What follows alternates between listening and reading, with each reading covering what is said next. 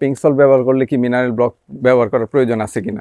আপনার ফার্মে এই দুইটার যে কোনো একটা ব্যবহার করলেই কিন্তু আপনি ভালো একটা রেজাল্ট পাবেন। তবে বর্তমানে আমরা যেটা করি, যেহেতু দুইটার মধ্যেই মিনারেলস ভিটামিনস অনেক পরিমাণে আছে, আবার দুইটার শেপ আলাদা, টেস্টও আলাদা, যে কারণে আমরা হচ্ছে কি আমাদের শেডে এই দুইটাই ঝোলায় রেখে দেই। যার যেটা ভালো লাগে সে সেটা লিক করে, অর্থাৎ চেটে চেটে খায়।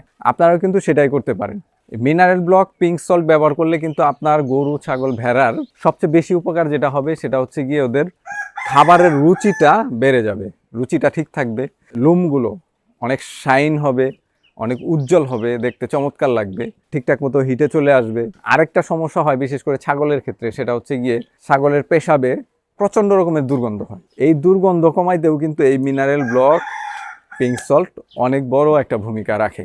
ছাগল কিংবা গরু দেখবেন যে অজৈব পদার্থ যেমন হচ্ছে গিয়ে লোহা, মাটি, প্লাস্টিক এগুলো কামড়ায়। এগুলো মূলত হচ্ছে গিয়ে ওর শরীরে খনিজ উপাদানের ঘাটতির কারণেই ও করে থাকে। এই ধরনের প্রবলেমগুলো হচ্ছে গিয়ে এগুলো ব্যবহার করলে সলভ হয়ে যাবে।